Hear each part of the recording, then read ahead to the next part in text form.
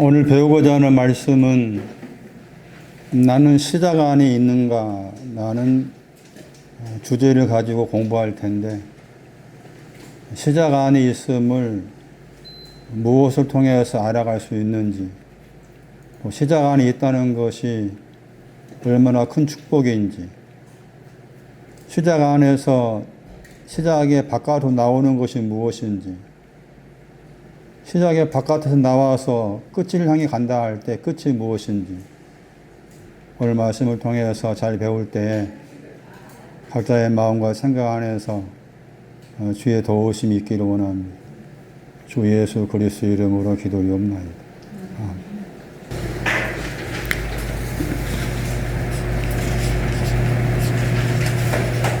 시작 안이 있고,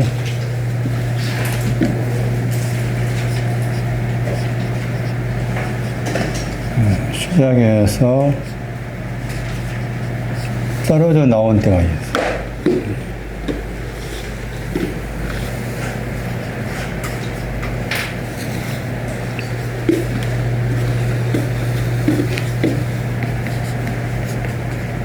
창세기 1장 1절, 요한복음 1장,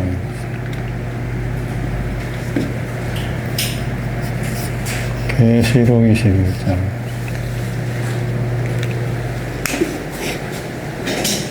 먼저 계시록 21장.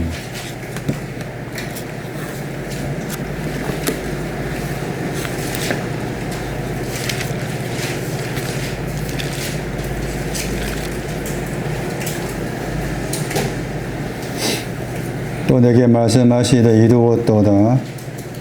나는 알파와 오메가요, 처음과 나중이라. 내가 생명수 샘물로 목마른 자에게 값없이 주리요. 처음 번역.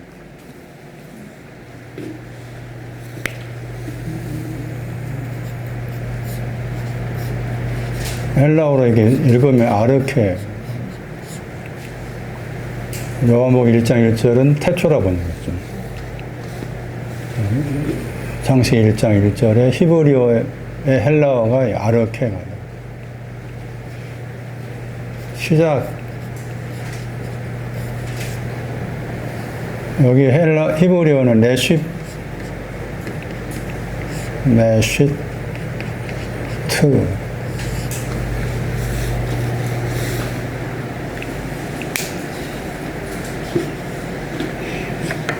그런데 왜 이제 요한복음 1장 1절을 태초라고 번역했는지, 또 창세기 1장 1절을 태초라고 번역했는지, 번역한 사람이 어떤 생각을 가지고 그렇게 번역을 했을까라고 했을 때, 지금도 대부분의 사람들이 창세기 1장 1절을 그런 관점으로 보고 있다는 거죠.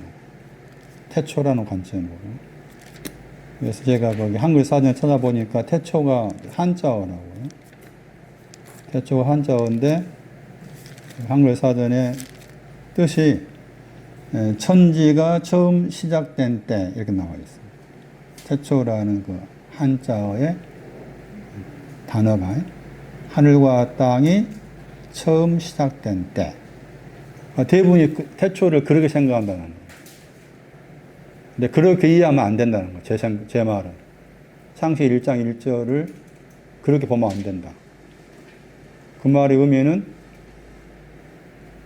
나의 시작과 연관을 지어야 된다. 제가 방금 기도한 것처럼 나는 시작 안에 있느냐는 거죠.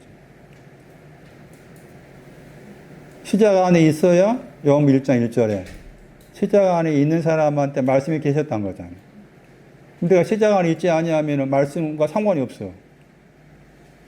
하나님 말씀과 상관이 없는 거야. 그러니까 반드시 시작 안에 있어야 한다는 거야.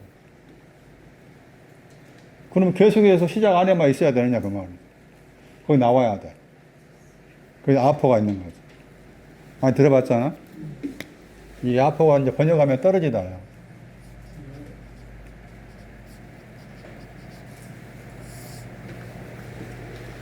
먼저 시작 안에 있어야 돼요. 그 다음에 시작 안에서 나와야 돼. 여기서는 지금 주님은 나는 시작이라고 했잖아. 시작 안에 또 나는 시작이다. 시작에서 떨어져 나올 때도 거기도 시작 속에 있는, 시작 안에 있는 거예요. 시작 떨어져 나온 거기에도 주님이 계셔. 그럼 왜 이제 시작 안에 있어야 되고 시작에서 나와야 되느냐 했을 때 이리 가려고. 이게 목표야. 텔로스가.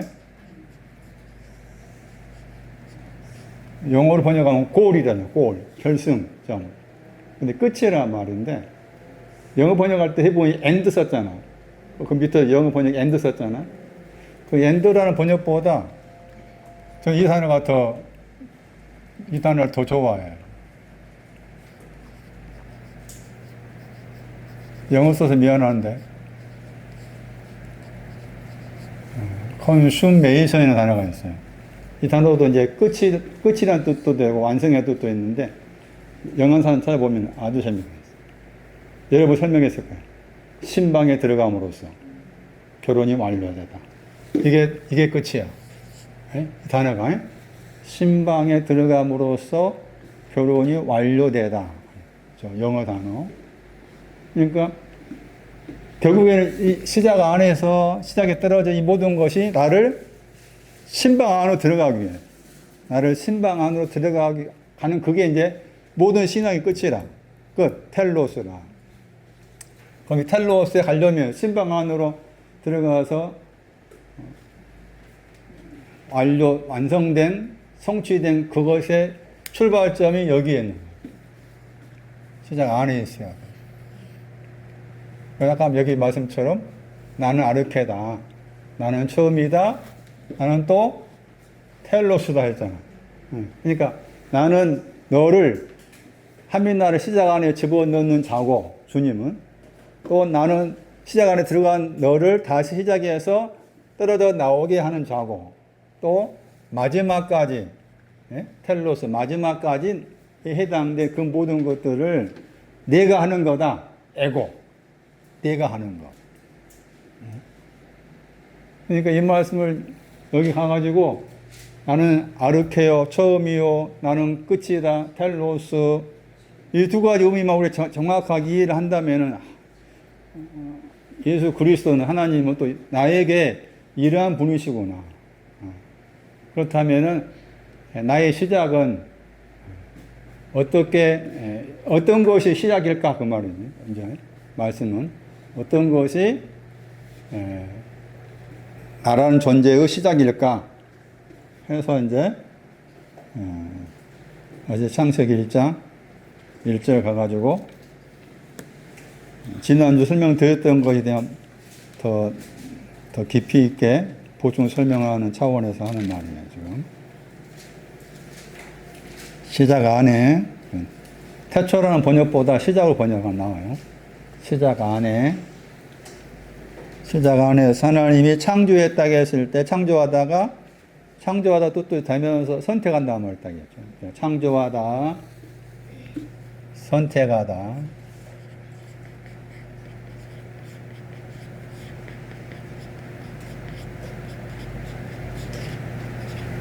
이사야서 말씀에 창조하다 단어가 많이 나옵니다. 야곱한테도 창조했다 나옵니다.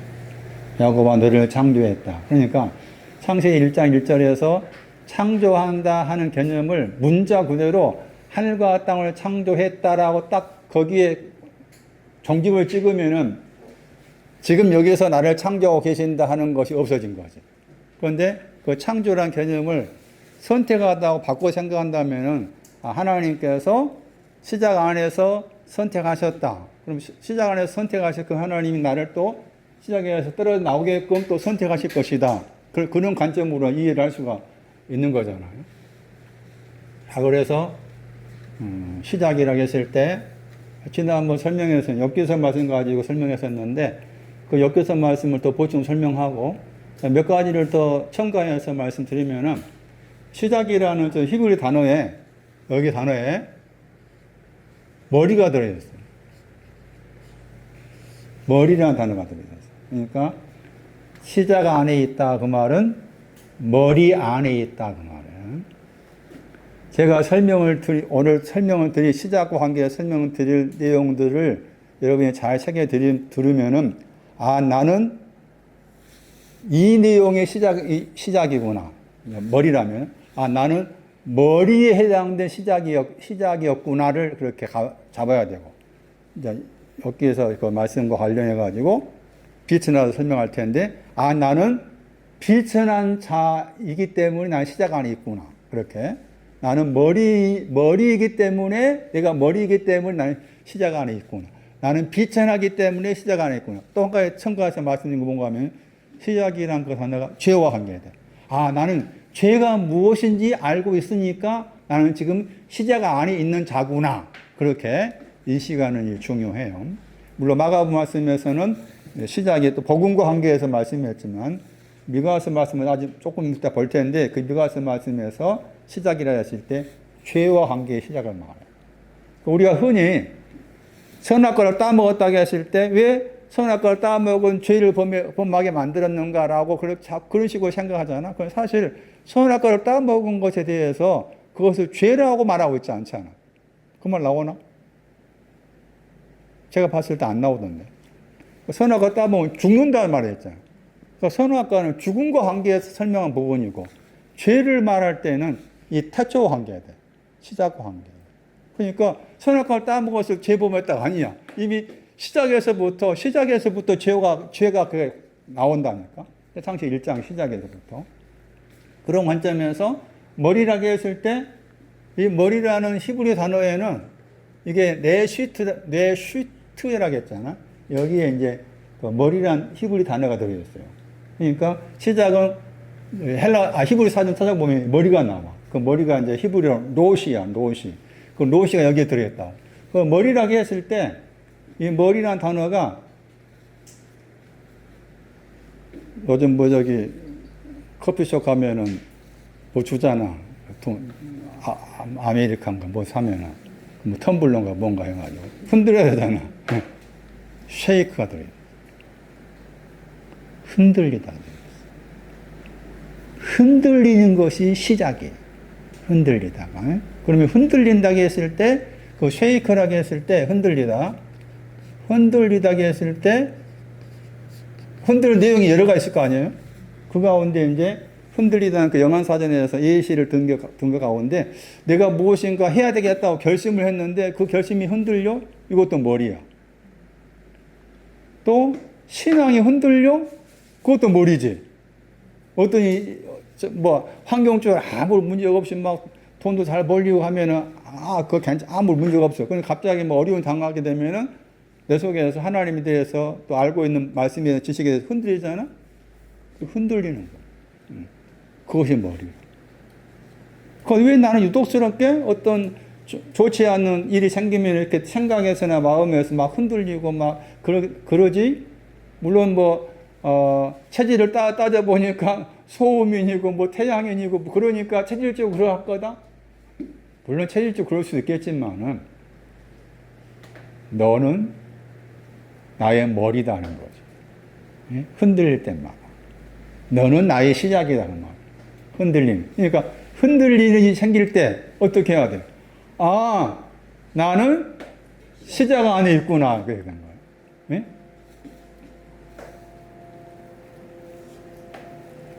요즘 깜빡깜빡할 때가 많아요. 기억이 잘 안 펴. 난 유튜브하던 이름도 얼른 생각이 안 나요. 말하려니까. 여담이하고, 누구지? 주은이. 여담이 주은이가 자꾸, 난이 엄마의 마음을 요즘 들어 방학이다 하니까 집에서 뭐 한다 하면서 흔들릴 수 있잖아. 흔들릴 때만. 자식이 나를 향해 흔들리게 할 때. 남편이 나를 흔들리게 할 때. 또 지금의 어떤 상황이 내 마음과 생각을, 감정을 흔들리게 할 때마다, 이것은 저 사람이, 또 그 무엇이 나를 향해서 나의 생각이나 감정을, 마음을 흔들리게 할 때, 우리는 그 상대방이 나를 이렇게 흔들리게 하지, 힘들게 하지, 라고만이 아니라, 하나님께서 저 사람을 통해서, 저러한 일을 통해서, 너는 지금 시작 안에 들어가야 된다. 그런 뜻이구나. 그렇게 받아들인다면 나를 흔들리게 하는 그 무엇이나, 흔들리게 하는 어떤 상황이나, 흔들리게 하는 어떤 사람이나, 오히려 긍정적 효과인 거죠. 흔들림을 통해서. 또 한 가지 단어는 비슷한 뜻이지만 공포, 염려나 뭐 두려움 해가지고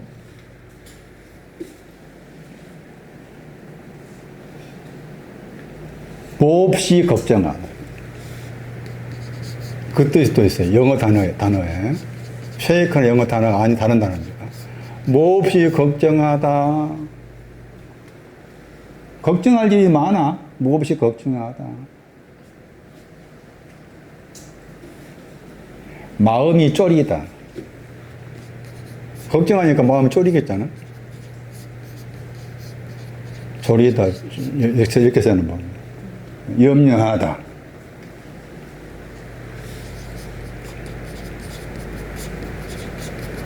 히브리 사전에서 영어 찾아보니까 영어에 이 뜻이 들어있어요. 지금. 몹시 걱정하다, 마음이 졸이다, 염려하다. 나는 내 친구하고 비교하면 그 친구는 어떤 일이 닥치면 그거 할 수 있다 하면 된다 말아 보자고 해보자 꼭 그런 식인데 왜 나는 어떤 일을 만날 때마다 쫄려가지고 막 염려가 생기고 걱정이 많고 왜 그럴까? 왜 그럴까? 너는 시작 안에 있다. 그러니까 어떤 염려를 만날 때마다 계속해 나를 시작 안에 넣기 위해서 눈에 보이는 저 염려의 내용들을 나에게 주시는구나 라고 생각하실 때 그 염려를 만드는 어떤 환경을 바라보면서 너는 시작 안에 들어가라. 그런 의미구나 라고 했을 때 나에게 염려를 주는 거, 마음 졸이게 하는 그 무엇, 다 이것도 내 안에서 긍정이 돼야 돼.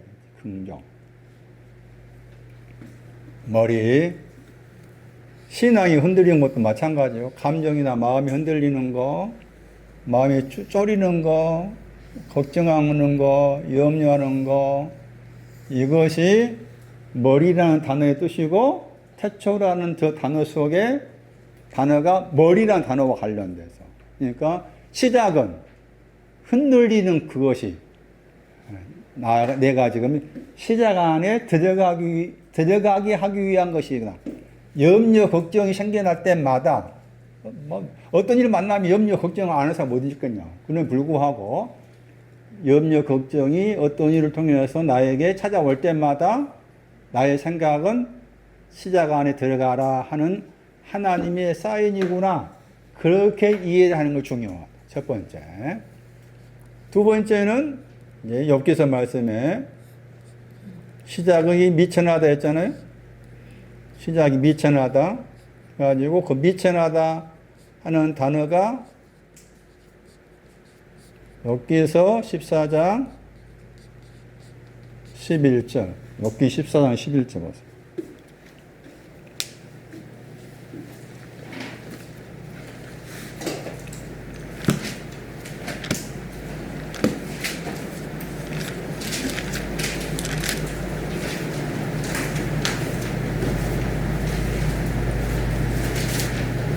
아, 21절이에요.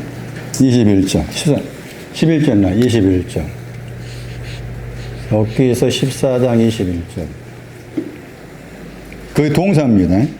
예, 미천하다 단어의 동사가 딱 3번밖에 안 나와요. 3번. 거기서 비천하다 번역했죠. 비천하다.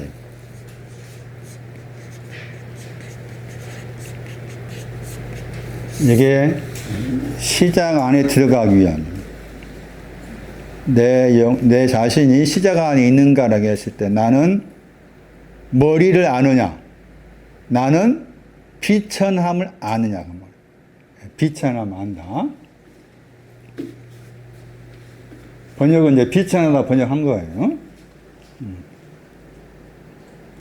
여기도 한자, 한글사는 찾아보니까 지위나 신분이 낮다, 낮고 천하다죠. 비가 낮고 천하다. 이 단어의 같은 구조, 이 단어의 반대말이 나오죠. 반대말이 있죠. 번역을 정기하다 했죠. 그러니까 정기하다의 반대어가 비천하다죠. 그러니까 이 구절에서 비천한 것이 뭔가 하면 정기함이 없는 거지. 정기함이 없는. 또 그 말의 반대는 내가 정기하려면 반드시 비천을 통과해야 돼. 비천을 통해서 정기로 가는 거야. 그러니까 비천하다는 정기가 없는 걸 말해.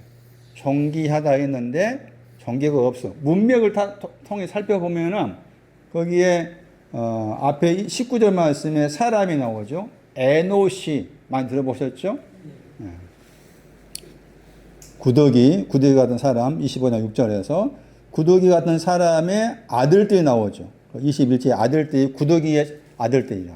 그러니까 구더기 아들들 가운데서 정결한 사람도 있지만 또 정결한 사람의 반대에 해당된 비천한 사람이 있더라 그 말이고, 그러면서 거기 말씀에 구더기 아들들은 비천한데 3위 단수가 나오죠. 그가 비천한 아들을 깨닫지 못했다겠죠. 그 말씀에 그가 그랬잖아. 여기서 이 말을 지금 누가 함고 있는가? 욥이 한 말이라. 그러니까 여기에서 3위 단수는 욥에 해당이 돼. 욥에 해당이 돼. 그러니까 비천하다 하는 내용은 깨닫지 못한 것도 또 포함이 돼. 깨닫지 못하다 하는 것도 시작과 관계돼. 시작 안에 있는 것과. 그런데 같은 구절 말씀에서 정기하다의 반대의 단어로 쓰여진 것이 비천하다다. 그렇다면은 정기한 내용이 있는데 그 정기한 내용이 없는 것을 가리켜서 비천하다 그런다. 그것이 시작 안에 있는 것이다. 그러면은 정기하다게 했을 때 이 단어의 명사가 영광이에요. 영광. 이 단어는 영광의 단어의 동사예요. 동사. 정기하다가. 그랬을 때 이 정기하다라는 동사가 사용된 구절되어 있습니다. 그 구절을 가가지고 정기한 것이 무엇인가 하는 것을 살펴야 돼요. 그 가운데 잠언 보시면은 잠언 4장 아마 8절일 거예요. 잠언 4장 8절. 비천한 것에 대한 반대의 말이 정기하다기 때문에 정기한 내용이 있는데 그 정기한 것이 없는 것을 가리켜서 비천하다고, 그 비천한 그것이 시작 안에 있는 것이다. 잠언 4장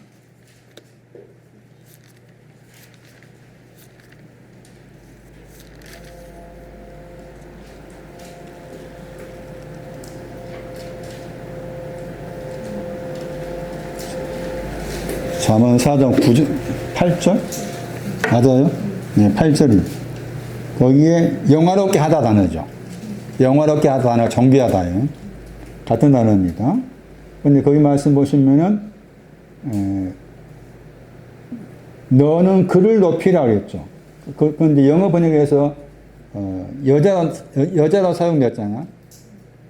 잠언 4장 8절에. 허했잖아. 여자.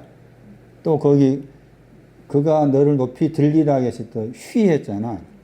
여성 단수가 나오죠. 찾았어요? 그 여자가 앞에 7절에 봐야 돼. 지혜가 여자지. 예, 지혜가 여자. 그러니까 앞에 7절하고 8절을 관련돼서 봐야 돼. 앞에서 그녀를 높이라 할 때 이 그녀는 지혜를 말해. 지혜를 높이면은 지혜가 너를 높이 들리게 할 것이다. 그 말이고. 그 다음 말씀에서는 그녀가 너를 영화롭게 한다고 했잖아. 존귀한다고 했잖아요. 이 그녀가 명철이야. 명철. 잠언 4장 7절하고 8절은 앞의 내용에서 우리 번역을 보면은 그를 높이라 할 때 그가 그녀야. 그녀를 높이라. 그리하면 그녀가 너를 높이 들리라 했을 때 그녀가 누구냐? 지혜를 말한다니까. 그 다음 말씀에 그녀를 품에 할 때 그녀가 명철이야. 번역된다. 명철. 이게 깨닫다의 명사라. 깨닫다의 명사. 그 깨달음에 대해서 그녀를 품에 안으면은 깨달음을 품에 안으면은 그녀가 너를 영원하게 할 것이다 한 거예요. 그럼 여기 말씀에서 이게 품는다 하가 이게 영어 번역에서 영어 번역도 이게 품다 이게. 그런데 이게 이제 품는다고 했을 때 아가서 2장 가면은 오른쪽으로 품어. 오른쪽 아가서 2장 6절에 왼손은 머리 베게 한다고 했잖아. 왼손은 그 말 나와. 아가서 2장 6절에 오른손으로 너를 품는다 말 나와. 그러니까 여기 말씀에서 명철을 오른손으로 품었을 때 그 명철이 너를 존귀하게 한다 그 말이에요. 그럼 존귀하다 말의 반대가 비천하다 했잖아. 그럼 비천한 건 뭐가 되는 거야? 왼손이 되는 거지. 왼쪽. 왼쪽과가 비천. 왼쪽. 그 왼쪽 그러면 다시 사사기 7장 가면 왼쪽은 햇불도 왼쪽이었죠. 그 다음에 여기 십자가 달리신 분 가운데 왼쪽으로 나오잖아. 예? 거기도 강도. 나는 강도구나. 왼쪽에 있구나. 왼쪽에 있음을 아는 것이 그게 시작 안에 있는 거야. 비천하다. 왼쪽에 있는 거 아는 것이 시작 안에 있는 거다. 아가서 2장 6절이었어요. 오른손으로 품는다고 했을 때. 또 욥기 24장 8절 가면은 품는 것이 추르란 반석이에요. 또 그렇게 나와요. 그러니까 추르란 반석이 없는 것도 비천한 거 되는 거지. 자, 그 다음 말씀에 비천하다가 존귀하다의 반대 개념으로 사용됐다. 잠언 8장 24절. 잠언 8장 24절.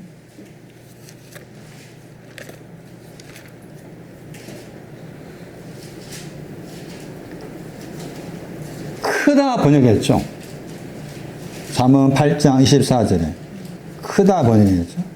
존귀하다 말이에요. 물샘을 말하죠. 물샘. 샘이라 했을 때 샘이 구원. 아가상 12절에 신부를 말합니다. 그러니까 구원과 신부 그게 물샘들이라. 그러니까 아직 구원이 없다 그 말이고 아직 내가 신부가 안 되었다. 그거 비천한 거지. 그러니까 지금 존귀하다는 개념이 그렇게 끄트머리 개념을 말하고 있는 구절이죠. 8장 24절 말씀은. 그 다음에 13장 18절 보세요. 잠언 13장 18절. 잠언 13장 18절 말씀에 존영을 얻는다가 이제 존귀하다 그 말이고 거기에 말씀에서 경계를 지킨다고 했죠. 경계를 지키는 거. 이 경계가 훈계와 관련해서 나왔을 때 이게 경계가 경계 번역했지만 책망이죠. 책망을 지키는 자는 존귀를 얻는다 한 것이니까 책망을 모르는 거예요. 하나님의 책망이 뭔지 모르는 게 비천한 거예요.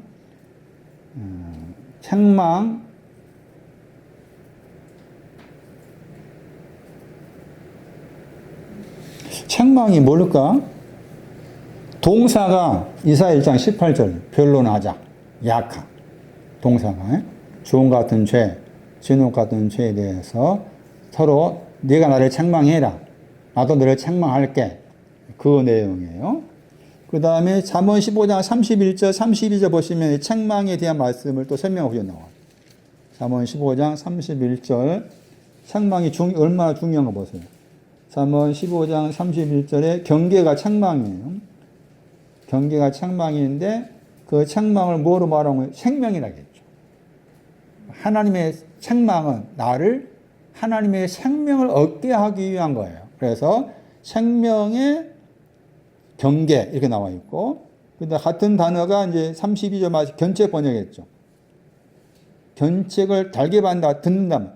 책망을 들으면은 지식의 마음을 얻는다. 이렇게 나와 있어요. 그리고 책망이라는 이 단어가 히브리 11장 1절에 나와요. 거기에 번역이 자주 못해서 그러니까 믿음이라고 했을 때 그 믿음에는 책망이 꼭 들어가야 돼. 믿음에는 책망이 들어가야 돼. 그래서 아직 나는 하나님의 그 책망의 내용이 내 안에서 무엇인지를 잘 모르겠다. 그러니까 죽음 같은 죄와 진노 같은 죄에 대해서 서로 책망하자, 변론하자 번역해 그 책망하다. 너가 진노 같은 죄가 죽음 같은 죄를 가지고 진노의 죄를 가지고 있는 너가 나를 책망해라. 왜 하나님 나에게 이렇게 하십니까? 라고 나도 너를 책망할게. 그런 의미니까. 그래서 이런 하나님의 책망에 대해서 모를 경우, 그런 경우도 지금 비천하다에 해당이 된다 하는 거예요. 자, 그리고 나서 어디를 보시는가 하면은 출애굽기 20장 12절 보세요. 출애굽기 20장 12절 말씀에도 지금 그 정기하다가 나옵니다. 출애굽기 20장 12절 공경하다가 이제 존경하다 그 말이죠. 출애굽기 20장 12절에 부모를 공경하다 그 말이죠. 부모를 공경하다. 그러니까 비천한 사람은 아직 내가 부모를 공경하는 것이 없어 그 말이죠. 부모를 공경하는 것이 없는 것이 부모를 존경, 영광스럽게 생각하는 것이 없는 것이 비천하다. 히브리어로 부라고 했을 때 지휘자 뜻이 있습니다. 그것도 기억하셔야 돼요. 히브리어에서 아버지라고 했을 때 지휘자 뜻이 있고 히브리어에서 어머니라고 했을 때 가족을 결속시키다 그랬어요. 히브리어의 어머니는 가족을 결속시키다. 또 가족에 대해서 보증한다. 그런 개념이 히브리어의 어머니라는 단어 속에 들어있어요. 어머니의 개념 그렇게 생각한 거지. 가족을 결속시키다. 가족의 모든 것에 대해서 보증하다. 이런 것인데 우리가 알고 있었던 것처럼 부모를 공경하라고 했을 때 공경해야 될 부모가 있고 떠나야 될 부모라고 했다고 했잖아. 여기에서는 공경해야 될 부모죠. 그러니까 공경해야 될 부모는 당연히 잠언 1장 8절이 나와야 되죠. 잠언 1장 8절, 잠언 6장 20절, 잠언 23장 24절, 25절 다 그게 공경해야 될 부모야.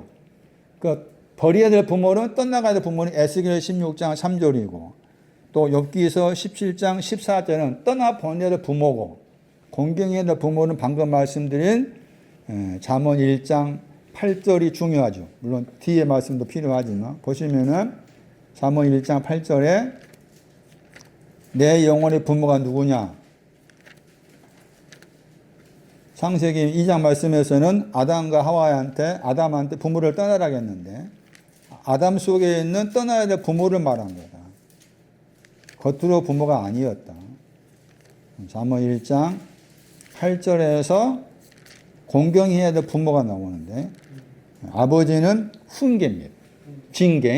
징계를 공경해야 돼. 그 다음에 어머니 법이라 했잖아. 율법. 율법 번역도 하나죠. 토라. 법이 어머니라. 이것을 내 마음이 공경해야 되는데 아직 내 마음이 하나님의 징계하심에 대해서 하나님의 그 법에 대해서 내가 공경함이 아직 부족하다 한다면 그게 이제 지금 비천하다 하는 것과 관련되어 있어요. 그 다음에 봐야 될 성경 구절은 사사기에서 1장 35절. 사사기에서 1장 35절. 따지면은 말씀드렸던 것처럼 공경하기 전에 다 비천이 먼저니까 다 비천은 가운데 있다는 것이죠. 그런데 내용적으로 따졌을 때 지금 공경하다 반대견이 비천이니까 뭐 공경한 걸 먼저 안 다음에 공경이 없는 것을 비천하다 하는 것이구나 하는 것인데 사사기 1장 35절에 말씀한 내용 가운데 요셉의 집이 나오죠. 사사기 1장 35절에 족속의 집이에요. 요셉의 집이 번역 안 된 단어가 나와요. 야드. 손이 강성하다 번역했죠. 그 단어 존경하다. 그러니까 요셉의 집을 말해. 요셉의 집이 존경하다. 그건 요셉의 집이 존경한다는데 요셉의 집이 존경하다가 오기 전에 먼저 비천하다를 거쳐서 존경하도록 한다. 그럼 요셉의 집이라고 했을 때 요셉의 집과 관계해서 오바다서를 봐야 돼. 오바다서 1장 18절에 보시면은 거기에 야곱의 집이 나오고 요셉의 집이 나와. 야곱의 집을 불이라고 그랬어. 요셉의 집을 불꽃이라고 그랬어. 그러니까 불꽃의 신앙 밑에 있는 거 다 비천한 거야. 불꽃의 신앙 밑에 있는 거 다 비천하다. 불꽃의 신앙을 요셉이라고 그런다. 불의 신앙을 야곱의 집으로 해가지고 불과 불꽃의 신앙의 지계표를 야곱의 집, 요셉의 집이라는 표현을 통해서 구분을 해놨는데, 그런데 스가랴서 10장 6절을 참고하니까 이 요셉의 집을 구원이라고. 스가랴서 10장 6절에 요셉의 집을 구원이라고 그래요. 그러니까 구원이라는 요셉의 집을 가려면은 또 불을 통과해야 돼. 야곱의 집을 불을 통과해서 불꽃 가는 것이지, 불을 통과하지 않고는 불꽃으로 갈 수 없어. 그래서 불과 불꽃의 개념을 긍정으로 생각해야 한다는 말, 중요한 구절이죠. 아, 불과 불꽃, 그러면 딱 우리가 부정적으로 생각하잖아. 불과 불꽃을 긍정으로 생각해야 된다. 창세기 2장 3절 말씀에 불 같은 혀들이 갈라졌다고 했죠. 이것이 먼저라겠지. 불 같은 혀들이 갈라지고 앉은 자들 위에 앉아있다고 했어요. 그런 다음에 거룩한 영이 오지. 순서가, 이게 순서야. 불 같은 혀가 먼저야. 이것이 없이 성령 받았다가 다 거짓말인 거야. 불의 집에 먼저 가야 돼. 야곱의 집에. 그 불의 집 그러면 또 생각하면은 거기 지난주에 말씀드렸던 송아지도 불 속에 갔었잖아. 그것도 불이고, 그 다음에 불 사르는 거, 그것도 불과 관계된 거잖아. 그걸 통과해서 불꽃으로 가는 거야. 그러면은 불꽃 그랬을 때 누가 심리적 보시면은 부자가, 그 부자하고 거기 비교했잖아. 이 부자가 어디에 있는가 하면 불꽃 가운데 고민했다고 했죠. 그때 부자의 신앙 불꽃이 없다는 말이야. 불꽃이 없는 곳이 음부야. 그러니까 누가 16장 말씀 음부에 갔다 그 말은 잘못 해석하 지금도 잘못 해석해. 우리가 죽어서 가는 곳이 생각한다. 아니, 죽어서 가는 곳이 아니야. 지금 가. 음부는 불꽃이 나와. 야고보서 3장에 보면은 혀를 말할 때도 불꽃이야. 불꽃이 동사가 나오고. 그래서 불과 불꽃에 대한 부분도 우리가 긍정적으로 볼 필요가 있다 하는 것이 오바다서 말씀에서 야곱의 집하고 요셉의 집을 불과 불꽃으로 말했고, 이사야 10장 가면 또 거기에서도 불과 불꽃 이야기해. 이사야 10장 가면.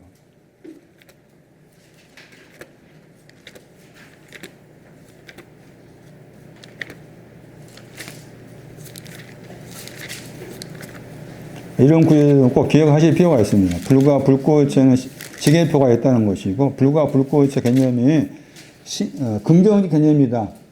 이사야 10장 17절 보겠습니다. 이스라엘의 뭐가 불이라고 했어요? 빛이 불이라고 했잖아요. 이스라엘의 빛이 불이다 했잖아요. 이스라엘 빛이 불이다. 그 다음에 거룩한 자가 뭐라고 했어요? 불꽃이라고 했잖아요. 거룩한 자가 불꽃이다. 이 구절도 중요하죠. 이사야 10장 17절. 그 다음에 밤이 나와, 밤. 밤이라고 했을 때 밤의 신앙적 상징은 불과 불꽃이 필요하다요. 밤의 신앙적 상징이 불과 불꽃이 필요해. 그게 이사야 4장 5절이다. 밤이면은 불과 불꽃이 나와. 그래서 이제 신약 성경 말씀에서 요한복음 3장에 니고데모가 언제 왔어? 밤이 와. 왜 밤이 왔을까?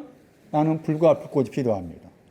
그 다음에 다시 니고데모가 가룟 유다가 나갔을 때 밤이었다 그 표현 나올 거예요. 그것도 불과 불꽃이 없다는 거 개념이지. 밤이란 개념이 밤이 흑암이잖아. 밤이 흑암이라 창세기 1.5절에 밤이 흑암이라고 해서 흑암은 불과 불꽃이고요. 6시, 9시, 6시는 불이 필요하다. 9시는 불꽃이 필요하구나. 이런 뜻도 들어있구나. 그렇게 이해하는 게 필요하죠. 더 나아가서 계시록 1장 가면은 주님의 눈을 말할 때 눈이 불과 불꽃이라고 했어요. 눈이 불과 불꽃. 눈에 대해서도 불의 신앙, 불꽃의 신앙 그렇게 설명하고 있구나. 사역자들은 불과 불꽃이 안 나와.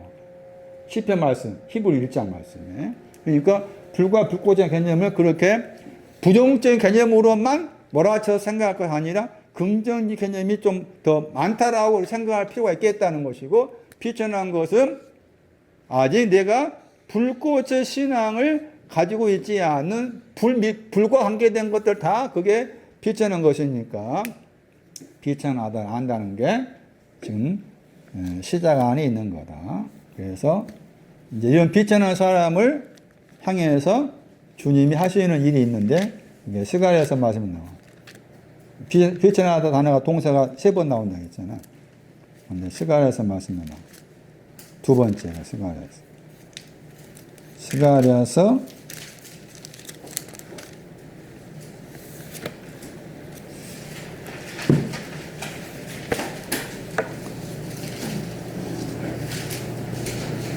13장 7절.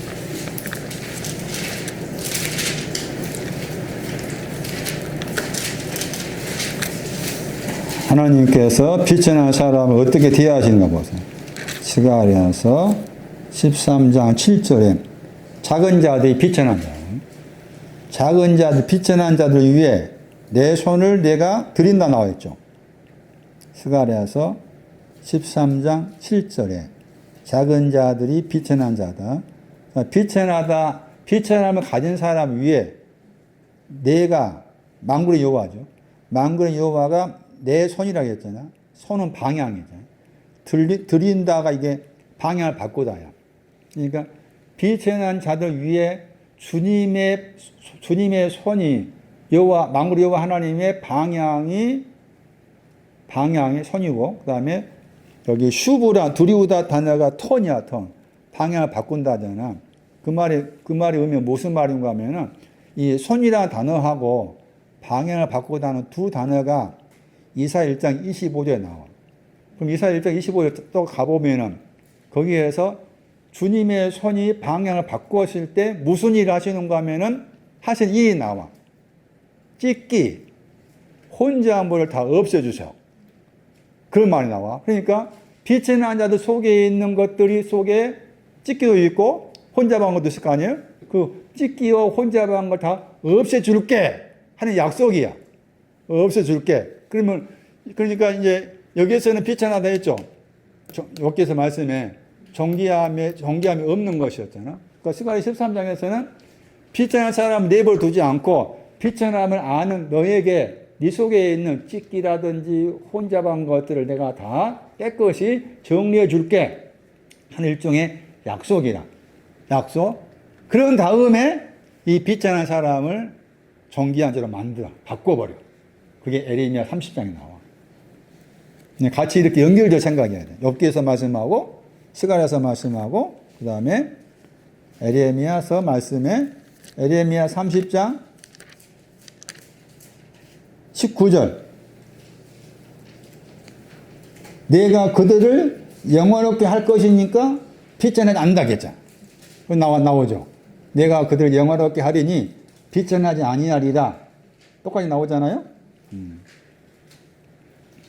에레미야 30장 19절 말씀에. 그래서 비천함을 안다는 거 굉장히 중요한 것이구나. 비천함을 아는 사람에게 하나님께서 그를 선택하셔가지고 또 그 속에 있는 찢기를 제거해 주시고 혼합된 것도 없애주시고 그러면서 결국에는 영화롭게 만들고자 하시는구나. 단어 자체의 뜻으로는 이렇게 낮고 천하다 뜻도 있으면서 약간 다르게 번역하면은 보잘것없다.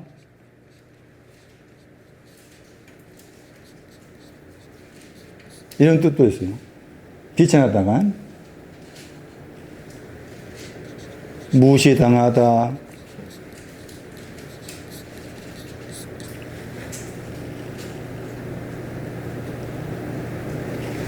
초라하게 느껴지다. 왜 나는 요즘 들어서 나이가 먹어서 그런가? 저는 몰라도 왜 초라하게 느껴지지? 왜 나는 그냥 남편이 하는 한마디 말에 또 자녀가 하는 어떤 말에 계속해서 무시당하는 그런 기분이 들지? 왜 나는 스스로 보잘것없다라고 생각이 들지? 시작 안에 있으면 알게 하고 시작 안에 있어. 그러니까 따져보면 비천하다는 요즘 표현은 흑수저예요. 흑수저. 흑수저. 흑수저가 먼저 돼야 돼. 비천한 걸 먼저 오고 그 다음에 이리 가야 돼. 이게 이제 시작 안에 있는 거예요. 그런데 시작 안에 말씀이 계셨다. 말씀이 하나님이 계셔. 비천한 나에게, 머리에 해당된 나에게. 세 번째는 죄. 미가서 1장 13절. 죄도 시작이. 미가서 1장 13절. 우리가 생활 속에서 비천함을 느껴질 때, 보잘것없고 초라하게 느껴지고 하찮게 느껴지고 무시당한 것 느껴질 때, 나의 삶 속에서 그런 일이 생길 때, 아, 이것은 내 영혼이 하나님 앞에서 시작 안에 들어가라는 그런 의미로 바꾸어서 생각해라 그 말이죠 지금.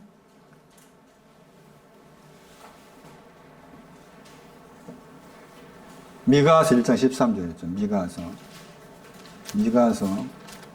1장 13절.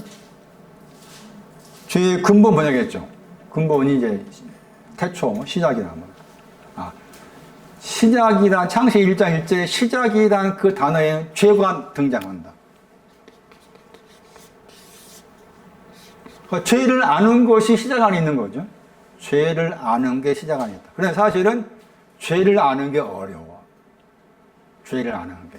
그리고 죄라고 했을 때 이 단어가 창세기 4장에서 처음 사용해서 그 창세기 죄가 무엇인지 알려면은 창세기 4장 가봐야 돼. 창세기 4장.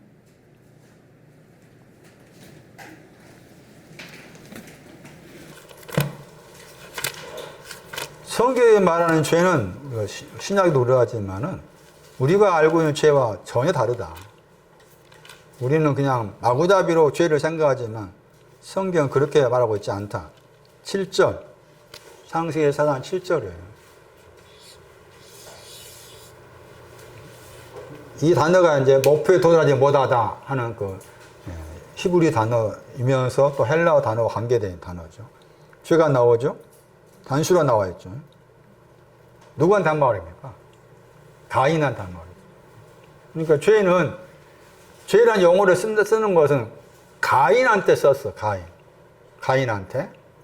가인은 믿는 자가 아닌가 했어요. 당연히 믿는 자죠. 당연히 믿는 자야.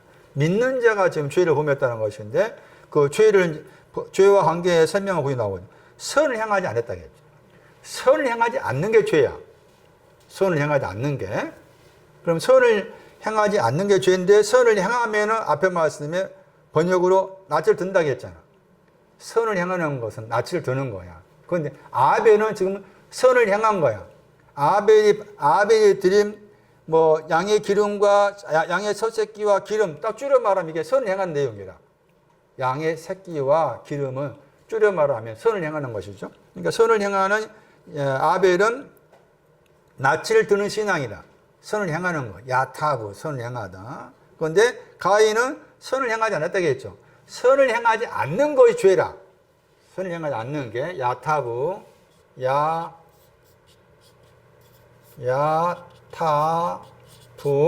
선을 행하다. 그럼 선을 행하는 것이 뭐냐라고 했을 때, 물론 문명을 통해 살펴봤을 때 아벨의 바친 새끼와 양의 새끼와 기름인데 그것을 이제 다른 구조를 생각한다면은 선을 행하다고 했을 때 검은 것 하는 것, 선을 행하는 것. 그 말 나옵니다. 시편 33편에. 검은 것 하는 것. 시편 33편 3절. 검은 것 하는 것이, 검은 것 신앙이 선을 행하는 것. 시편 33편 3절에 선을 행하다. 검은 것 하다. 우리가 많이 들었던 누아의 신앙입니다. 선을 행하다. 그런데 선을 행하기 전에 먼저 선을 행하다의 반대 개념이 악을 행하는 거예요. 악을 행하는 건 먼저죠. 자, 그랬을 때, 그러니까 말씀드린 것처럼 죄가 뭐냐? 선을 행하지 않는 것이 죄라고 했을 때, 선을 행하는 것이 검은 것 하는 것을 선을 행하는 것이라고 시편 33편에 말씀했다. 그런데 계속 14장 말씀에서는 14만 4천이 검은 것 한다고 했잖아요. 14만 4천의 신앙이 선을 행하는 신앙을 가리켜서 14만 4천이나 한다. 이런 개념의 것인데, 말씀드렸던 것처럼 이 선을 행하다 그 개념을 우리가 이해하기가 쉽지 않다는 거죠. 어쨌든 쉽지 않다 손치더라도 죄를 시작과 관계에서 설명이 했다는 사실이 중요하죠. 그러니까 상시 1장 1절에서 시작 안에서 하나님께서 죄가 시작된 죄를 가진 자를 하나님께서 선택하셔가지고 하늘이라는 즐거워하다, 땅이라는 기뻐하다, 그런 신앙, 의인으로서 만들기 위해서 창조하셨다, 선택하셨다, 이런 개념인 거죠. 자, 그 다음에 이제 말씀드린 것처럼 이런 시작 안에 있을 때 말씀이 계셨다. 그 말씀이 계셨는데 그 말씀이 하나님을 향해서 계셨다 하잖아. 왜 그 하나님 향한다고 했을 때 그것도 다시 이 관점에 본다면 하나님 향해 계셨다 그 말은 하나님 향해 간다. 이게 하나님 끝이야. 이게 하나님 향한 끝이지. 이리 가라고. 떨어져서 이리 가게 하기 위해서 말씀이신 저분이 시작 안에 계신 말씀이 저분이 하나님 향해서 계셨습니다. 그러니까 내가 시작 안에 있음을 요한복음 1장 1절에 앞에 말씀드렸죠. 내가 내 신앙이 나의 삶이 내 영혼이 시작 안에 있음을 머리를 통해서 비천함을 통해서 죄를 통해서 내가 알았다면은 그 사람을 하나님께서 이렇게 예수 그리스도께서 중보자셔 가지고 이렇게 하신다는 것이 요한복음 1장 1절의 말씀이죠. 그러니까 얼마나 중요한 사실이냐 그 말이에요. 내가 하나님 말씀 믿는다 말 썼을 때도 하나님 말씀 믿는 게 뭐냐? 시작 안에 있는 거에 하나님 말씀 믿기 시작한 거지 그게. 내가 시작 안에 있지 않냐면 하나님 말씀 나와 상관이 없다는 거야. 그래 그런 관점 본다면은 시작 안에 있다는 거 얼마나 큰 귀한 거냐? 이런 것도 얼마나 귀한 거냐? 응? 내가 맨날 걱정하고 염려한 이것이 내가 뭐 소음이라는 그 체질 때문에 그런 줄 알았더니 아니구나. 시작 안에 있으면 알게 하기 위해서 하나님께 이렇게 하시구나. 응? 흔들릴 때마다 애들 때문에 흔들리고 누구 때문에 흔들리고 흔들릴 때마다 왜 마음을 굳게 먹고 열심히 흔들지 않고 내가 막 해보자 이렇게 나가야 되는데 왜 난 자꾸 흔들리고 해서 뒤로 물러가고 넘어지고 자빠지고 왜 그럴까? 그게 시작 안에 있는 거야. 그러니까 흔들릴 때마다 시작 안에 있으면 인정하자. 염려가 있을 때 마찬가지고 비천함을 느낄 때마다 나의 삶 속에서 마찬가지. 받아들고 깨닫지 못하고 무시당하고 초라하게 느껴질 때마다 이것은 나의 삶을 통해서도 내 영혼이 알아채지 못하니까 나의 삶을 통해서 이러한 일이 생기는구나. 빨리 알아채서 이제 시작 안에 들어감을 내가 인정하고 받아들인 자세가 필요하다. 죄가 무엇인가? 선을 행하지 못한 것 죄다. 그럼 먼저는 가인부터 먼저 돼야 돼. 가인 된 다음에 아벨 되는 거야. 가인 된 다음에 형제도 죽여봐야 돼. 문제가 죽인다면 문제가 죽인다면 아니라. 그 가인이 형제 아벨을 죽였다면 문제가 죽였다는 말을 뛰어넘어. 그러니까 먼저 가인이 된 다음에 아벨 되는 것이지 가인이 안 되고 아벨 돼서 살 수가 없어. 요한일서 3장에 나오잖아. 먼저 내가 가인처럼 악한 자가 돼야 돼. 성경 그렇게 시작하는 것이지 악한 자니까 악한 자 안 되고 곧바로 안 돼. 히브리 11장 봐봐. 아벨을 가인 처사한 거 봐. 아벨은 뭐라 그랬어? 보다 더 썼잖아. 보다 더 큰 애물을 썼잖아. 그 보다 더 많은 애물을 가지려면 언급의 애물부터 시작하지. 예? 언급의 애물로 시작하지. 보다 더 비교급 나오잖아. 언급의 애물도 없이 어떻게 보다 더 가냐고. 서기관과 바리새인 의부터 시작해야지. 마태 5장 10절에. 서기관과 바리새인 의부터 시작해야지. 서기관과 바리새인 의부를 빼버리고 보다 더 안 되는다는 거야. 대부분의 사람들은 가르칠 때 서기관과 바리새인 의보다 더 하니까 서기관과 바리새인 의를 빼버려. 빼면 안 돼.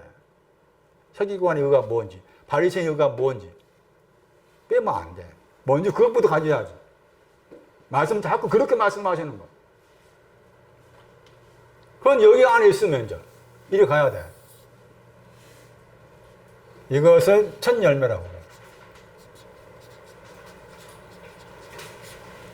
그래요. 여기에 가 있는 사람이 대표적으로 바울이야, 바울. 사도행 26장 4절.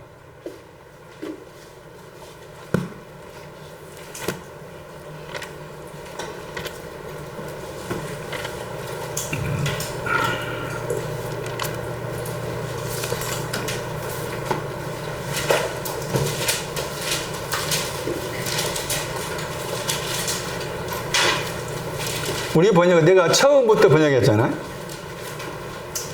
그런데 말씀드린 것처럼 이 부터라고 번역하면 안 돼. 처음부터 번역했는데 부터라는 번역을 하면 안 돼. 떨어져서 번역해. 처음에서 떨어졌다 이렇게 번역해요. 자, 그러면 이 구절이 시작에서 떨어진 내용이 뭔가 설명 구절이야. 잘 봐봐. 뭐가 나와? 시작에서 떨어진, 여기 안에 있다가 떨어진 거, 이게 시작에 떨어진 거 또 요한일서 이게 나오잖아요. 1장 1절에.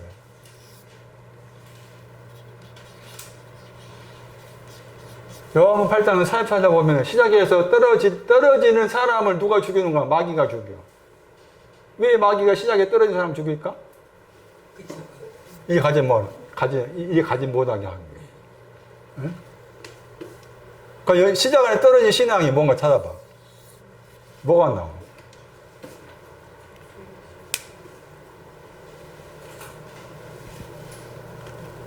뭐가 나와요?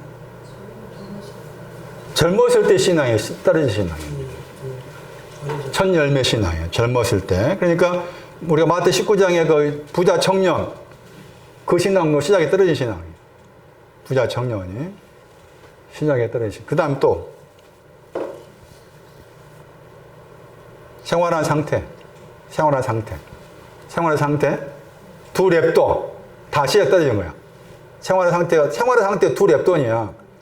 누가 15장에서 둘째 아들이 돌아와 붕이 달라가니까 준 것이 이거였어요. 두 랩돈 준 거야. 둘째 아들한테. 자, 젊었을 때 그 시작 안에 있는 거네.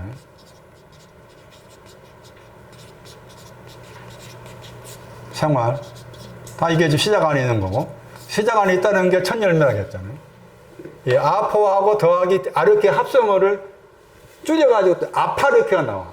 그 아파르케가 첫 열매야. 번역할 때. 첫 열매. 그러니까 첫 열매의 신앙도 시작에서 떨어진 거다. 그 말이지. 첫 열매, 고전 15장 봐. 고전 15장 20절.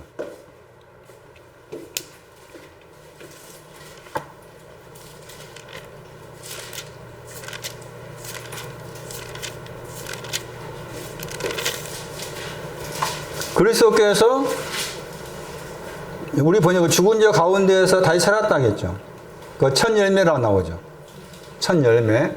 아파르케인데, 저게 아파르케인데 합성어야. 아포 더하기 아르케 합성어야. 그러니까 시작에서 떨어졌습니다. 이게 첫 열매야.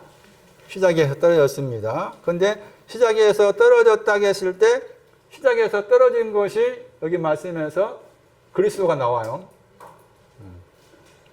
시작에서 떨어진 신앙의 내용이 죽은 것으로부터 다시 살아났다겠죠.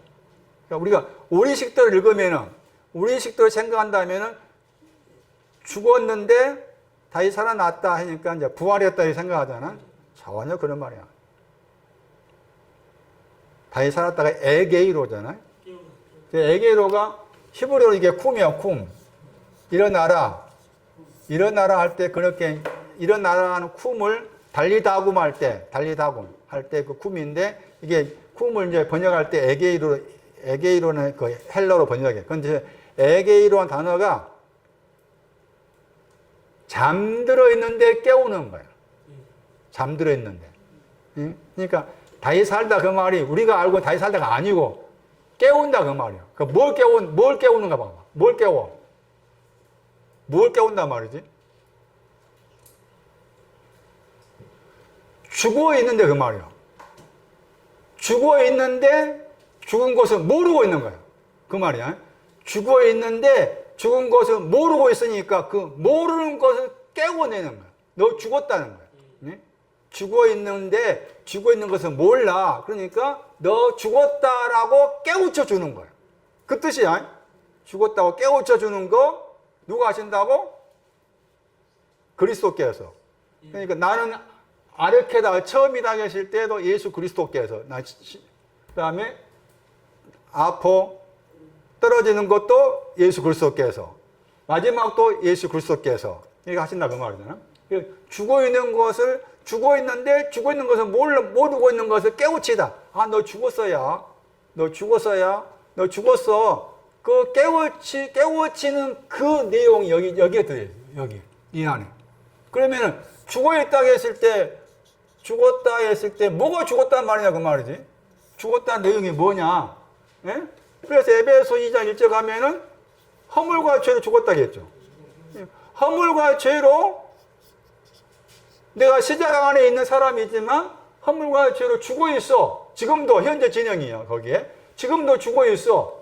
그 죽어 있는데 허물과 죄로 죽어 있는데 내 영혼이 죽어 있는데 나의 신앙이 생활이 죽어 있는데 그걸 몰라. 그러니까 그리스도께서 깨우쳐. 아, 너 속에 허물이 있어야 이 속에 죄가 있어야라고 깨우쳐 주셔. 그것이 지금 시작에서 떨어져 나온 내용과 관련되고, 그 다음에 죽었다 했을 때 야고보서 2장 가면은 뭐가 죽어 있는가 봐. 행함이 없어. 행함이 없는 믿음을 죽었다고 그래. 야고보서 2장 26절에 죽었다 했을 때 야고보서 2장 26절에 행함이 없는 믿음을 죽었다 했을 때, 행함이 없다 했을 때 행함이 뭐냐? 우리가 들었던 구절이야. 잠언 3장 14절. 일이 행함이야. 일. 14절 15절에 일. 불태워지는 일이 없어. 그것도 죽어 있는 거예요. 그 다음에 불태운 다음에 일이 없어. 그것도 죽어 있는 거고. 야고보서 말씀에는 1장 4절이요. 온전한 거예요. 온전한 일이 없어. 그것도 죽어 있는 거예요. 죽었단 말 그런 개념이에요. 죽어 있는 거 행함이란 말 그 말이에요. 온전한 행함이 없다. 불태워지는 일이 없다. 그런 것을 죽어. 다른 곳에 참고하면 아가소스 선한 일이 없다는 것도 죽어 있는 거다.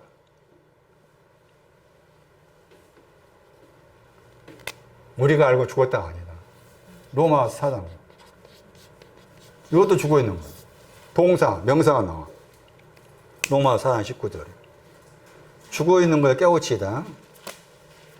죽어 있는 걸 깨우치는 게 지금 시작에서 떨어 나온 것과 관련되어 있다.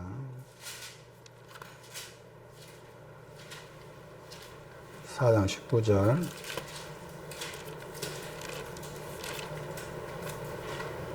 사라의 태가 죽었다 했죠. 거기서. 그게 죽었다가 이게 명사고. 사라의 태가 죽었다 할 때 명사고. 그 다음에 백세가 되어서 죽었다 했을 때 동사라. 로마서 19절에.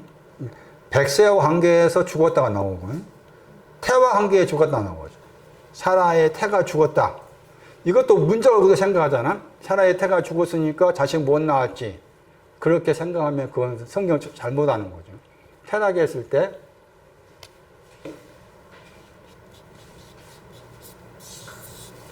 사라의 태 그러니까 사라는 우리가 알고 있는 여자잖아요.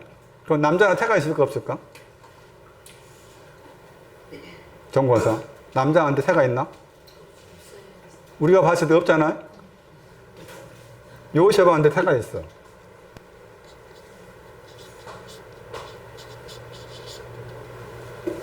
요셉한테 태가 있다고. 그러니까 이 태는 남자 여자의 태가 아니라 그 말이지.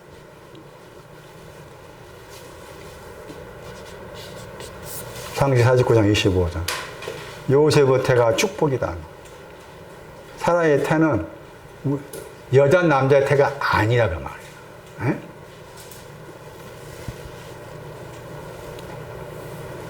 영원히 돼, 영원. 110편 3절씩. 태가 뭐냐? 새벽이 태야, 새벽이. 야, 이거 표현을 오음에, 잠깐만. 오음에 어떻게 써버릴까? 예? 새벽을 태라고 설명, 몰라. 새벽을 태라.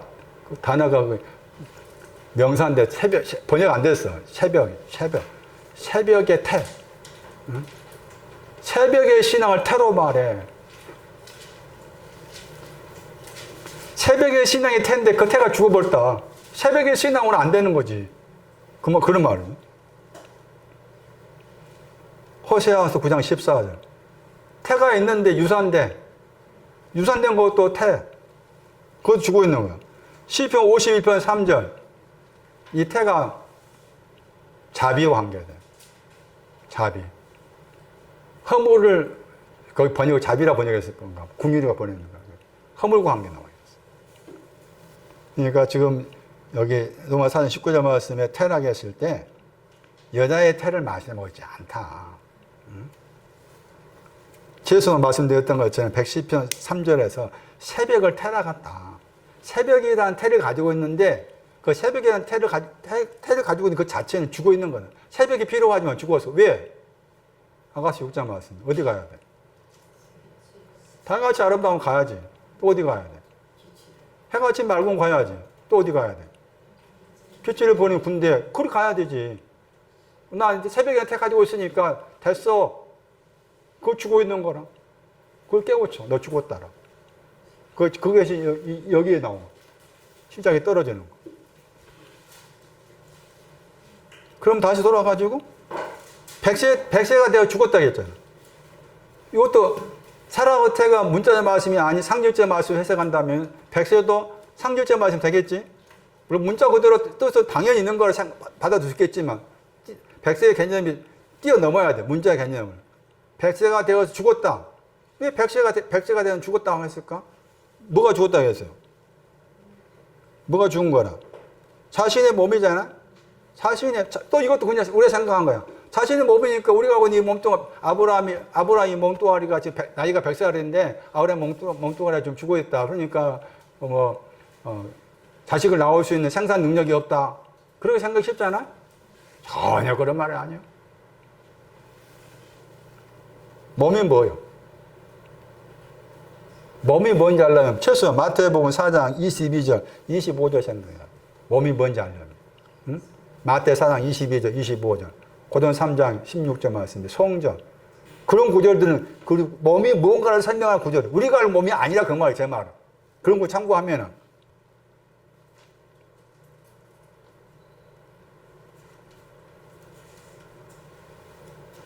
빚진 것은 말. 백세는. 새는 연이잖아. 1년이나 할 때, 100년 할 때 연이라. 연이라는 단어는 되풀이한단 말이죠. 그러니까 100을 계속 되풀이하고 있단 말이에요. 신학적 풀면 100을 되풀이해. 근데 그 100이라는 숫자가 누가복음 16장에 나와. 제가 나중에 그 구절 가지고 설명할 기회가 있을 거예요. 누가복음 16장 6절 7절에 나와. 하나는 기름에 대한 기름 100마리를 빚졌다. 100이 2번 나와. 다른 하나는 알곡의 백석이에 빚졌다. 그러니까 100이라는 숫자는 빚져 있는 거야. 빚져 있는 것인데 기름에 빚져 있고 알곡에 빚져 있어. 기름에 빚져 있는 걸 누가 7장에서 500데나리요. 많이 있는 거. 50데나리온이 알곡에 빚져 있는 거. 빚진 거에 계속 반복되었다 그 말이에요. 풀을 설명하면. 빚진 거에 계속 반복되었다. 그러니까 그게 죽은 거야. 몸의 신앙 왔지만 빚져 있는 걸 해결하지 못하니까 죽어 있는 거예요.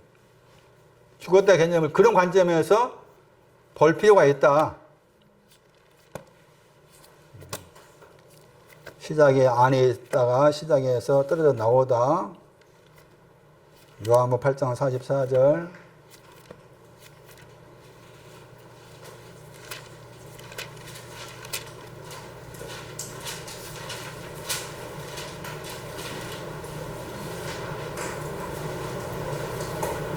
처음에서 떨어져 나왔다.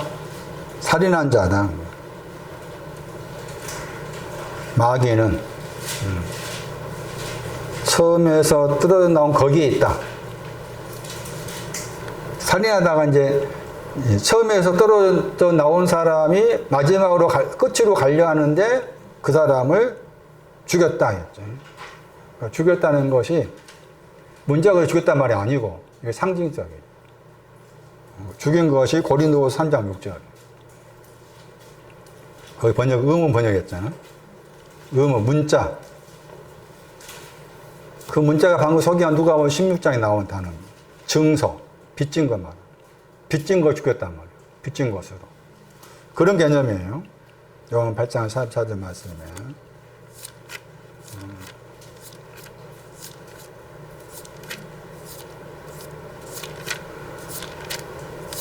나는 시작이요. 나는 끝이다. 시작 안에 있다.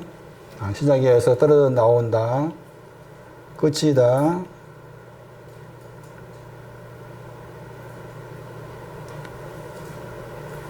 계시록 14장 4절에도 14만 4천의 신앙이 되어 있습니다. 처음에서 떨어져 나온 신앙이 되어 있습니다. 그 첫 열매. 자, 이제 여기 가볼까요? 이제. 마지막. 마지막에 해당된 내용 같은데 표현이 다르다.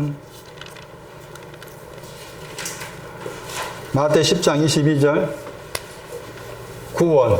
여기 가야 구원입니다.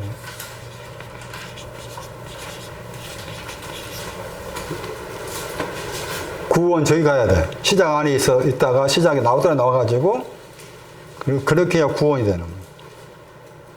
로마서 6장 22절 영원한 생명 같아. 구원이야 영원한 생명이야. 베전 1장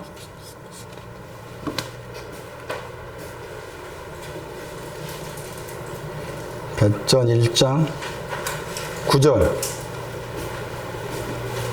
믿음을 통한 영원의 구원. 믿음을 통한 영원의 구원. 다른 한 구절 딤전 1장 5절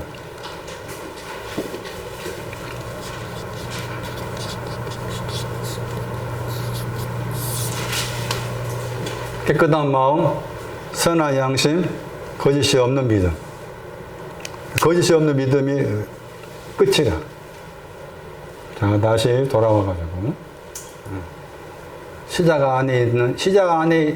나를 시작 안에 있음을 알게 하기 위해서 나의 삶 속에서 머리에 해당된 내용을 만나고 비천한 내용을 만나게 하시오. 내가 좀 더 내가 영혼에 깨어있다면 죄가 무엇인지 알게 하시오. 그런 걸 통해서 내가 시작 안에 있음을 알게 하시오. 시작 안에 있음. 시작 안에 먼저 들어가 있어야만이 요한복음 1장 1절 말씀처럼 말씀이 계신다. 시작 안에 있는 사람한테 말씀이 계시는 거다. 시작 안에 있지 아니하면 말씀은 나와 아무 상관이 없다. 시작 안에 있은 다음에 이리 가야 된다. 이것을 줄여 말하면 첫 열매라고 한다. 첫 열매는 시작에서 떨어져 나온 거다. 시작에서 떨어져 나온 내용이 모델이 바울이었다. 그리스도. 이리 가게 하기 위해서. 나는 시작과 끝이다.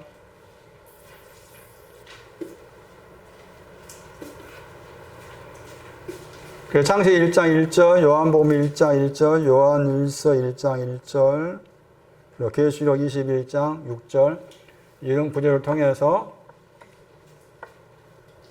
시작 안에 있음을 정확하게 내 속에서 인지를 해야 되죠. 인지. 시작 안에 있음을. 그리고 시작 안에 있음을 우리식도 한다면 감사하고 그 다음에 시작 안에 있는 것을 다 요한복음 1장 1절을 자꾸 이제 기대해야지. 의지해야 되지. 시작 안에서 말씀이 계셨습니다. 그 말씀이 하나님 향해 계십니다.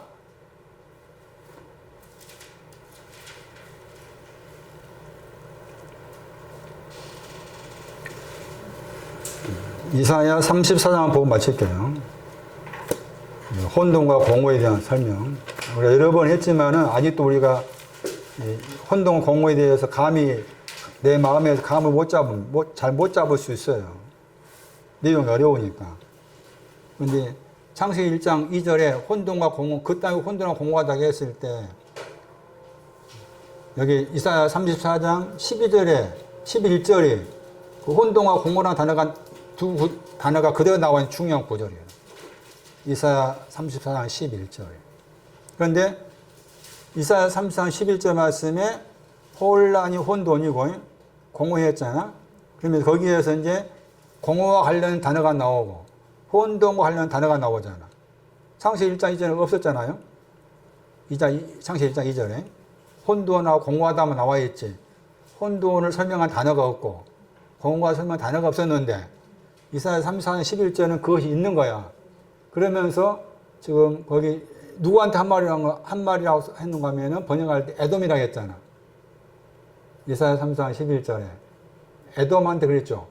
그건 원래 에돔이 빠져 있잖아요. 에돔이 없어. 근데 문맥상 에돔이야. 그러니까 창세기 1장 2절의 말씀에 그 땅이 혼돈하고 공허하다고 했을 때 이사야 34장 11절 잠깐 그 땅이 누가 되는 거예요? 에돔이 되는 거지. 그 땅은 당연히. 에돔 누구야?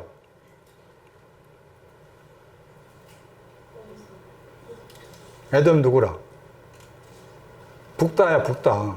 진홍가지 북다. 진홍가지 북다가 에돔이라. 멀리 생각하지 말고. 진홍가지 붉은 사람, 에돔. 에돔 그 땅. 같은 개념이다. 왜냐하면 혼돈과 공과 두 단어 그대로 나온 성경 구절에 유일하게 여기 쓰는 거니까. 그러니까 창세기 1장 2절에 그 땅은 우리가 알고 있는 우주 창조할 때 그 땅이 아니란 거지. 우주 창조 제발 생각하지 말아라 그 말이에요. 제 말은 지금. 저도 힘들어. 오랫동안 제가 창세기 1장 1절 이하 해가 쭉 보려고 내가 지금 30년 넘게 가까이 보니 이제 아직 뭐다 감 잡히는 거예요. 그렇구나. 다시 정리하면은 공허는 돌과 관계 나와야죠. 돌들. 추가 돌들이야. 돌들. 돌들인데 돌도 복수가 나올 때가 있고 단수로 나올 때가 있어요. 이 돌들이 에벤 에셀 할 때 에벤이에요. 에벤. 활석이 이름 속에 활석이 할 때도 이름 속에 돌이 들었잖아요. 제가 처음에 이제 이름 뭐라 지을까 할 때 했을 때 제가 한참 거기 젊었을 때니까 손영원 목사가 좋아했거든. 손영원 목사가 순천에 거기 나병 환자 초원에 목사이셔가지고 자기 아들들을 총으로 쏴 죽인 공산당원 자기 아들로 삼았다 그 말 나오잖아. 그 사람 호가 활석이었어. 손영원 목사가 호가 활석. 그래서 너도 그런 사람 되어서 좋겠다 해가지고 활석했는데 한자 써보니까 살아있는 활에다가 돌속이야. 또 이렇게 지리학적으로 활석에 돌이 있더만 그냥 부서지기 쉬워. 근데 그 석자가 돌이 에벤할 때 그 단어 관계돼요. 그게 이제 베드로서 2장이거든. 산돌 할 때. 신학적 따지면 산돌이 활석이 이름의 신학적 의미가 배짱 2장이거든. 근데 에벤할 때 이제 그런데 복수가 나올 때와 단수가 나올 차이가 있는데 복수가 나왔잖아. 의를 말. 그러니까 공허는 뭔가 하면은 의가 없는 것이 공허야, 먼저. 그 다음에는 의가 있어도 공허인 거야. 그렇게 이해하셔야 돼. 공허, 창세기 1장 2절에 공허가 뭐냐? 의가 없어서 공허구나. 또, 의가 있어도 공허구나. 왜 의가 있어도 공허일까? 의가 두 개라겠잖아요. 왼쪽에가 있고, 오른쪽에 있다. 왼쪽에 있는 의는 왔지만, 오른쪽에 있는 의가 안 오니까 공허인 거지. 그런 개념이야. 예, 돌들이라고 했을 때. 그렇게 이해를 하시고, 그 다음에 혼돈은 줄과 관계 말했죠. 혼돈은 줄과 관계 말했죠. 줄이라고 했을 때 이미 줄이 뭔가 설명이 나왔어. 28장에서. 이사야 28장에 줄이 뭐 나와 있는가 하면 17절에 공평의 줄로 나와 있어. 그러니까 하나님께 나를 찬송한다 하시는 공평에 대해서 혼돈인 거야. 아직 공평에 대해서 혼돈의 개념은 황폐한 거야. 공평이 없다 그 말이에요. 공평에 대해서 잘 모르겠다는 거지. 그래서 이 줄과 관계에서 혼돈을 말하고 돌들과 관계에서 공허를 말했다는 걸 생각해야 되고, 그 다음에 좀 더 확대한다면 이 줄은 동사가 원하다, 바라다요. 하나님께서 나한테 바라는 것이 있는데 그 하나님께서 바라는 걸 내가 받아들여 가지고 나도 당신께서 나를 향해서 바라시니까 나도 그렇게 바랍니다 해야 되는데 내가 황폐하니까 하나님께서는 바라시지만 내가 황폐하니까 하나님께 바라신 걸 내가 나도 바라지 못해. 이것도 혼돈이야, 혼돈. 바라신다고 했을 때 이사야 5장이지. 좋은 열매 맺기를 바란다. 응? 좋은 열매 누가 공평이라는 좋은 열매 맺기를 바라시는데 나도 당신께서 좋은 열매 맺기 바라시니까 나도 바랍니다 해야 되는데 내 속이 혼돈이니까 저분이 바라시는 것은 내가 바라지 못해. 이것도 혼돈입니다. 공평이 없는 것도 혼돈이고 저분의 바라심을 내가 쫓아가지 못한 것도 혼돈이고 그래서 이사야 34장 11절을 창세기 1장 2절과 연관을 지어서 그렇게 깊이 생각을 해봐야 된다 하는 것이고 이제 다음 주에 설명해야 될 부분이 뭔가 하면은 다시 마태 19장 돌아와가지고 거기 베드로를 포함해서 모든 제자들이 모든 거 버리고 주를 쫓았다고 했어요. 그러면서 이제 모든 걸 쫓았다 한 다음에 새롭게 한다고 했잖아. 새롭게 한단 말 나와. 그리고 그 다음 말씀에 보면 또 버린단 말 나와. 형제를 버리고 뭐 부모를 버리고 그 말 나와. 그 비교를 해놨어. 집에 가 생각해봐라 그 말이에요. 모든 거 버리고 쫓아왔습니다 하는 제자들 중심에서 그런 버린다는 거예요. 그런 부류, 모든 거 버렸다는 부류가 있고 그냥 자녀를 버리고 뭐 나오잖아. 자녀를 버리고 뭐 버리고 그 버린다 하는 사람이 나오는데 똑같이 버린다 단어 썼지만은 모든 거 버리는 제자들하고 그냥 자녀들 형제를 버린다 했을 때 그 버린 사람하고 차이가 있을까 없을까 하는 거야. 차이가 있다는 것이지. 그랬을 때 그걸 이제 뭐냐는 거야. 그런 내용, 차이가 뭐냐. 그게 이제 따라가 보면 처음 원자가 마지막이고 마지막 원자가 처음 된다는 것과 이렇게 관련이 나와. 그 부분을 좀 설명을 할까 싶어요. 자, 오늘 여기까지 한 것이니까 다시 한번 정리하면은 나를 시작 안에 있게 하기 위해서 시작 안에 있다 그 말은 나를 창조하신다, 나를 선택한다 개념입니다. 나를 선택하신다 개념 시작과 관계된다. 나를 선택하신다는 개념 그런 것을 알게 하기 위해서 저분이 나에게 환경 속에서 사랑 관계에 있어서 이런저런 일로 이런 일을 만드시는구나. 이런 거 생각나 이것 올 때마다 나는 시작 안에 있음을 나를 창조하고자 하심을 선택하고자 하심을 내가 인정해야 되겠구나.